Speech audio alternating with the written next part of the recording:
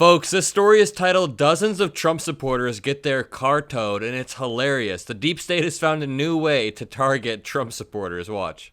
Some of the people here even gave money to the people inside. Now, to get their cars back, they've got to pay hundreds of dollars to the towing company. I called Gotcha Towing, the group responsible for pulling the cars out of the lot. They told me over the phone there was a sign warning people illegally parked cars would be removed. They also said the manager at the Dunkin contacted them, asking them to pull the vehicles off their property. They told me the only way people could get their cars tonight was to pay the $380 towing fee, then abruptly hung up. But something very fishy is going on because I've never seen this happen before. Josh Mower says he went to confront the Dunkin manager and claims they locked the doors on him and refused to come out. And all of our cars are gone, the whole parking lot, everybody's. And then they lock the door, they won't answer the calls, and they won't even answer at the window.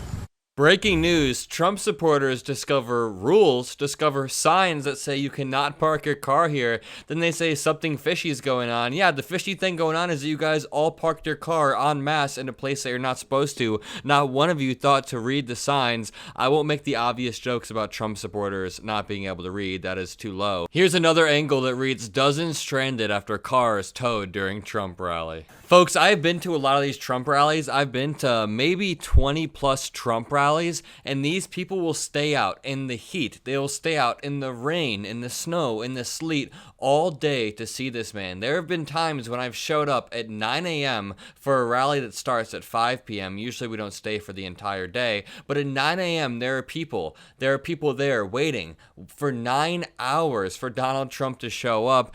And then they get their car towed. This article reads, quote, something fishy is going on here because I've never seen anything like this happen before, one man said. I'm sure George Soros came and personally stole their cars. President Joe Biden came and personally towed these people's cars because he wants to target them for being Trump supporters.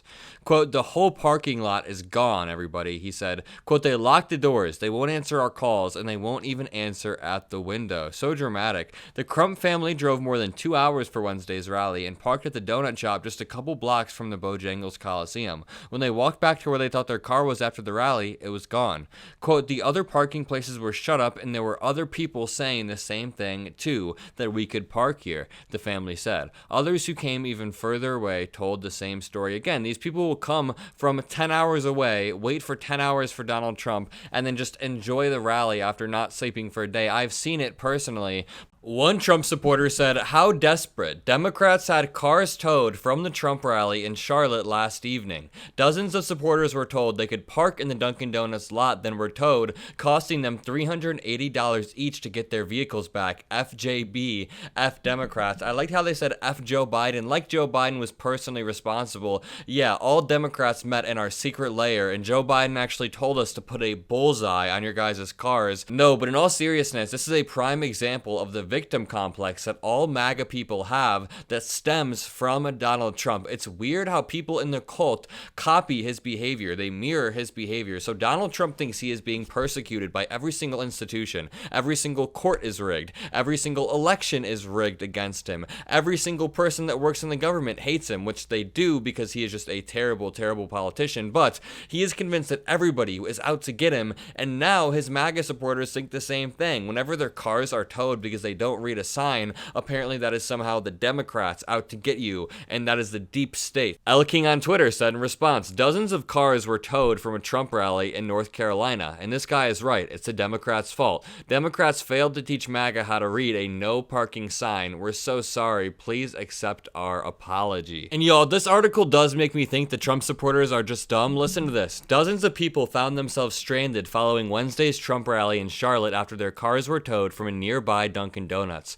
Parking was at a premium after crowds swarmed the Coliseum's parking lots. Drivers claimed the manager of the Dunkin allowed them to leave their cars in the lot during the rally. However, when asked for comment, they said several people were told they could not park there and that signs on the property indicate no parking for non-customers. So essentially, the MAGA supporters either lied or they misheard or completely miscommunicated or were told by somebody that doesn't even work for Dunkin Donuts that they could park there. But at the end of the day, there was was a no parking sign and many people were told they couldn't park there. So to play victim after that is just so Trumpian, is so MAGA-like, to act like you were just persecuted for parking in a spot that says no parking. While the drivers were inside the rally, tow trucks showed up and began hooking up the vehicles. It's all projection with MAGA. They take zero accountability, which is why this clip surprised me. It's a little bit of a different topic, but Tomi Lahren, who is a right-wing pundit, who is a staunch Trump supporter, said that Republicans need to stop attacking VP Harris on her identity and stop calling her a childless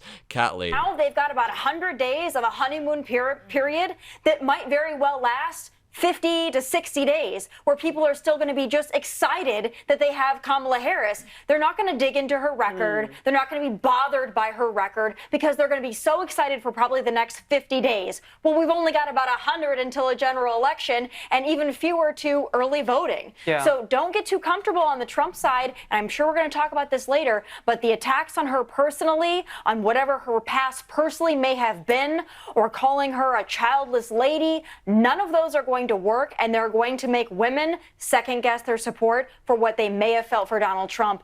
Bad move. Ooh, there are a lot of strong points in I that. never thought I'd say this, but I agree with her. I agree with Fox News. In this case, these childless cat lady attacks, these attacks on VP Harris's racial identity should not be tolerated. And the worst part is they are coming from the top down. So Donald Trump has posted memes attacking VP Harris's racial identity. Then JD Vance has said disgusting things about her being a childless cat lady. And then as you go down the chain, the remarks just get more and more disgusting and more unhinged as people have less to lose. So people in random Twitter replies are going full out racist, full out KKK, Hitler style in the Twitter replies, just making terribly misogynistic jokes. And then again, as you go up the chain, as you go to House members, they maybe will just call her a DEI hire and then leave it at that. And then once you go up to JD Vance and Donald Trump, they'll sprinkle in some racism and sexism, but they're obviously not going to do it full-throated 24/7. I think it's okay to attack VP Harris on policy. That is what politics is all about,